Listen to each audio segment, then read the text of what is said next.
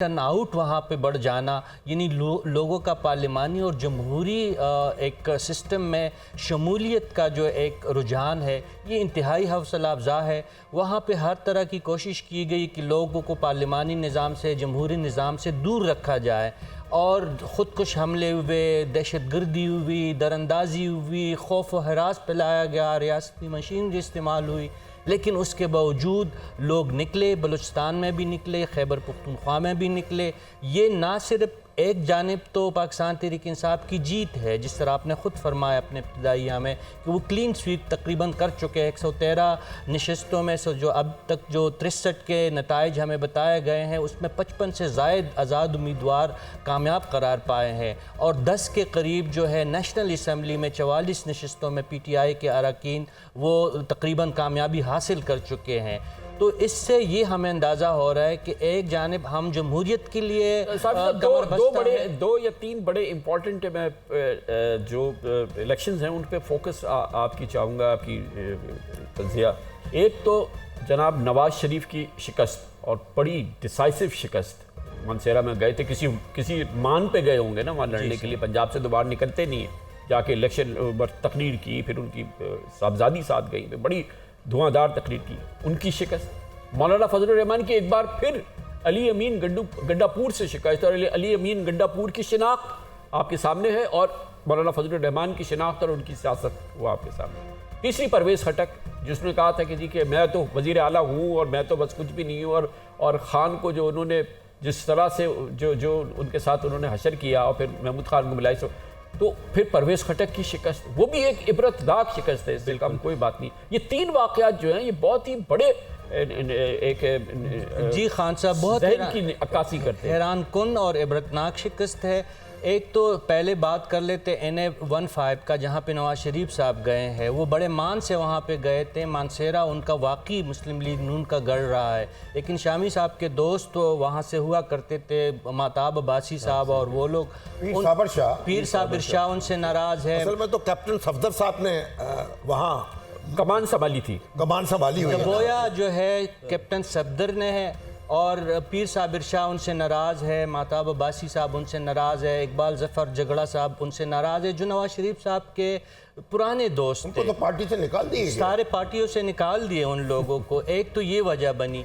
दूसरी वजह यह है शहजादा गुस्तासफ खान पुराने सियासतदान है, सना पसौल है, वहाँ के मुकामी है, ये खैबर पख्तूनख्वा असम्बली में अपोजिशन लीडर रह चुके हैं, अवाम के दरमियान रहते हैं। और दूसरा ये है कि इमरान खान साहब का उन्होंने साथ दिया इस मुश्किल हालात में।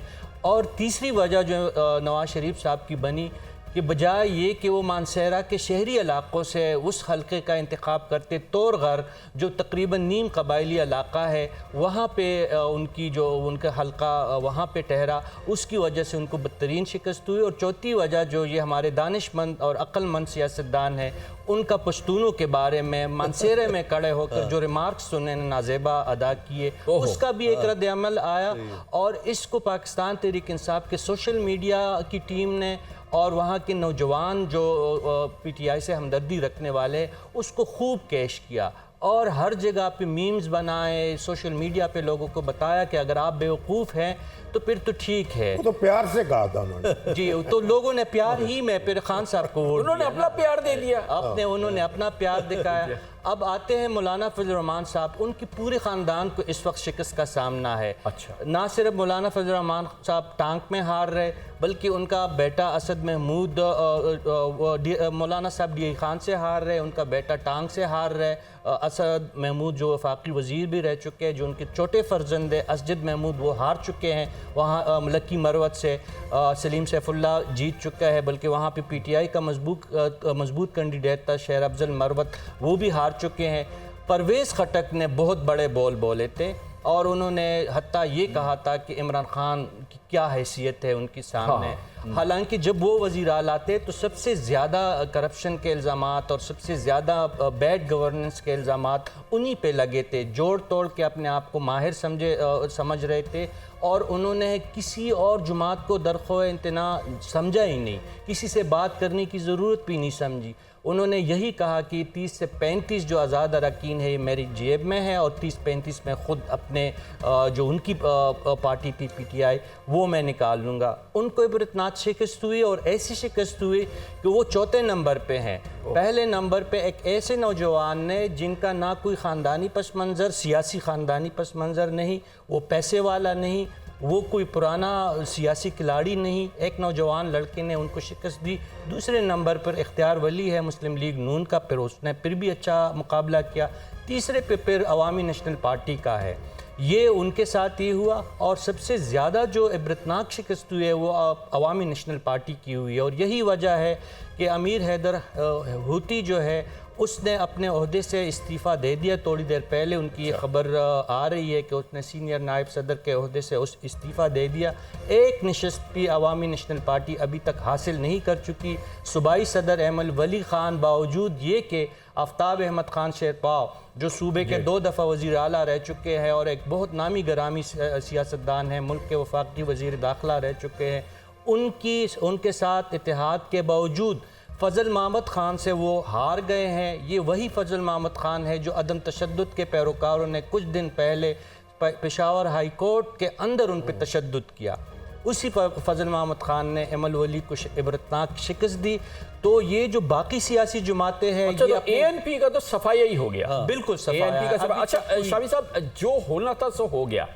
Let's move forward. जैसा भी इलेक्शन से पहले हुआ, जो PTI के साथ हुआ, जिस तरीके से कोशिश की गई, उसके बाद बहरहाल अवाम ने अपना फैसला दे दिया, KP में उड़ा के रख दिया, पंजाब में आप देख लें क्या सूरत हाल है ओवरऑल। अच्छा, जैसे भी हुआ हम और आप बहुत अच्छी तरह से जानते हैं, इसमें क्या हम कोई दूसरी बात करें। लेकिन मेरी बड़ी दिल की ख्वाहिश है, आप हमारे बड़े सीनियर, बड़े काबिल एहतराम वो साथी हैं, ये फरमाइएगा कि अब मेरी बड़ी ख्वाहिश है कि अब रियासत अपने आप को अलहदा करे और अब जो भी हो गया है इसमें मज़ीद जो है इस माहौल को अपना कोई हिस्सा ना डाले आलूदा करने में, बल्कि एक ऊपर के हैसियत से एक हीलिंग टच दे। और वो लोग देखें, बहुत बड़ा काम किया है, माने ना माने, मगर हक की बात तो ये है कि इन PTI के लड़के लड़कियों ने, बच्चे बच्चियों ने इस माहौल के अंदर जिस तरह से ये